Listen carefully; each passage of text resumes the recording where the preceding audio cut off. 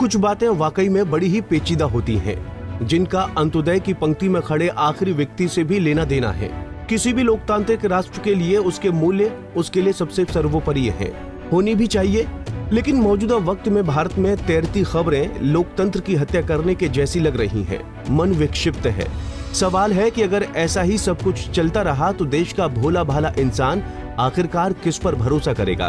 क्या राजनीति हित इतना मूल्यवान हो गया है कि उसको साधने के लिए देश की सर्वोच्च अदालत तक को टारगेट किया जाएगा?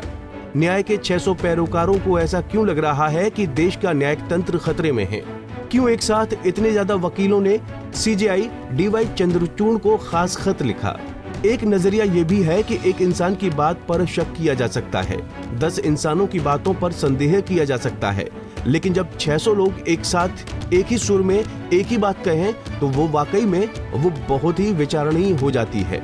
और ऐसे मामलों में तो बिल्कुल विचारणीय हो जाती है जब मामला लोकतांत्रिक देश की एक अहम बॉडी न्यायपालिका से जुड़ा हो। देश के लगभग 600 वकीलों ने एक साथ देश के मुख्य न्यायाधीश डीवाई चंद्रचूड़ को खत लिखा है। इसमें एक बेहद गंभीर आरोप लगाया गया है। 600 वकीलों का सीजेआई को खास खत। देश का एक खास समूह देश के संपूर्ण न्यायिक तंत्र पर दबाव बनाना चाह रहा है, इसलिए वो उसकी संप्रभुता और स्वायत्तता पर लगातार हमले कर रहा है, जिससे न्यायपालिका की आजादी को खत्म किया जा सके, न्यायपालिका के फैसलों को पक्षधर बनाया जा सके। खासतौर से नेताओं, नेत्रियों और राजनेताओं से जुड़े केसों और उनमें भी खासतौर से भ्रष्टाचार से जुड़े केसों में ऐसा किया जा रहा है। ऐसी कोशिशों से भारत के लोकतांत्रिक ढांचे और न्याय प्रक्रिया को आगे के लिए खतरा पैदा हो रहा है। गलत नैरेटिव फैला जा रहा है और सर्वोच्च अदालत के स्वर्णिम काल के जैसी बातें कही जा रही हैं।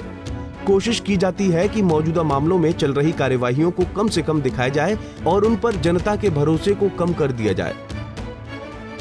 सीजेआई को खत लिखने वालों में पूर्व सॉलिसिटर जनरल हरीश साल्वे, वकील ममन कुमार मिश्रा, वकील आदिश अग्रवाल, वकील चेतन मित्तल, वकील पिंकी आनंद, वकील हितेश जैन और वकील हरिकृष्ण होल्ला शामिल हैं। बाकी और भी वकील हैं, सभी का नाम लिया जाना यहाँ पर पॉसिबल नहीं है। इस मुद्दे को लेकर ये सभी कानूनविद काफी चिंतित दिख रहे हैं। वैसे तो इस लेटर में किसी खास समूह या राजनीतिक पार्टी का जिक्र नहीं किया गया है, लेकिन हम आपकी नजर हाल फिलहाल में घटित हुई कुछ घटनाओं पर डलवाते हैं। यही देश के बौद्धिक वर्ग का भी कयास है कि ये लेटर तथा कथित दिल्ली शराब घोटाले के चलते ईडी हिरासत में मौजूद दिल्ली के मुख्यमंत्री अरविंद केजरीवाल से जुड़े मामलों में कांग्रेस के दिग्गज नेता और नामचर वकील अभिषेक मनु सिंघवी की दलीलों को लेकर लिखा गया है। इसके अलावा विपक्ष के खेमे से आने बहुचर्चित वकील कपिल सिब्बल ने पिछली एक सुनवाई के दौरान देश की सर्वोच्च अदालत में ये कहा था कि इस दौर को क्या भविष्य में स्वर्णिम काल के तौर पर नहीं देखा जाएगा। सीजेआई को खत लिखने वाले सभी कानूनविदों का मानना है कि अब तो न्यायाधीशों पर भी सीधे हमले किए जा रहे हैं। यही नहीं, सर्वोच्च अदालत में राष्ट्रीय राजनीतिक एजेंडे को बढ़ावा दिया जा रहा है।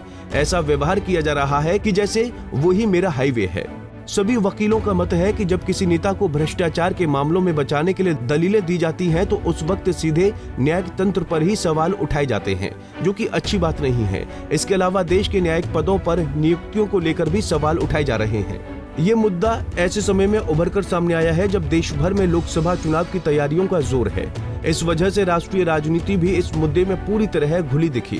कांग्रेस पर वार करते हुए प्रधानमंत्री नरेंद्र मोदी ने एक्स पर लिखा, दूसरों को डराना धमकाना कांग्रेस की पुरानी संस्कृति है। 5 दशक पहले ही उन्होंने प्रतिबद्ध न्यायपालिका का आह्वान किया था। वो बेशर्मी से अपने स्वार्थ के लिए दूसरों की प्रतिबद्धता चाहते हैं, लेकिन राष्ट्र के प्रति किसी भी प्रतिबद्धता से बचते हैं। कोई आश्चर्य नहीं कि 140 करोड़ भारतीय उन्हें अस्वीकार कर रहे हैं। पीएम मोदी के इस बयान पर कांग्रेस सीनियर लीडर जयराम रमेश ने भी एक्स पर प्रतिक्रिया देते हुए कहा, हाल के सप्ताहों में सुप्रीम कोर्ट ने प्रधानमंत्री को कई झटके दिए हैं। चुनावी बॉन्ड योजना तो इसका एक उदाहरण है। सुप्रीम कोर्ट ने उन्हें असंवैधानिक घोषित कर दिया और अब ये बिना किसी संदेह के साबित हो गया है कि बॉन्ड कंपनियों को बीजेपी को दान देने के लिए मजबूर करने के लिए भय, ब्लैकमेल और धमकी का एक जबरदस्त साधन थे। प्रधानमंत्री ने एमएसपी को कानूनी गारंटी देने के बजाय भ्रष्टाचार को कानूनी गारंटी दी है। पिछले 10 वर्षों में प्रधानमंत्री ने जो कुछ भी किया है वो बांटना, विकृत करना, ध्यान भटकाना और बदनाम करना है। 140 करोड़ भारतीय उन्हें जल्द ही करारा जवाब देने का इंतजार कर रहे हैं। वार पलटवार की कहानियां अपनी जगह पर सही हैं, क्योंकि नेताओं को आगामी आम चुनाव जीतना है। लेकिन इतने गंभीर मुद्दों का क्या होगा, ये सवाल बहुत गहरा है। क्या न्यायपालिका पर लगने वाला ये आक्षेप भी कहीं ठंडे बस्ते में डाल दिया जाएगा, या वाकई में ये शासन प्रशासन या न्यायिक तंत्र इसका कुछ समाधान निकालेगा? ये देखने वाली बात होगी। Bureau report, Punjab Kesari TV. हमसे जुड़े रहने के लिए हमारे YouTube चैनल को सब्सक्राइब करें और नई वीडियो की नोटिफिकेशन के लिए बेल आइकॉन को दबाएं।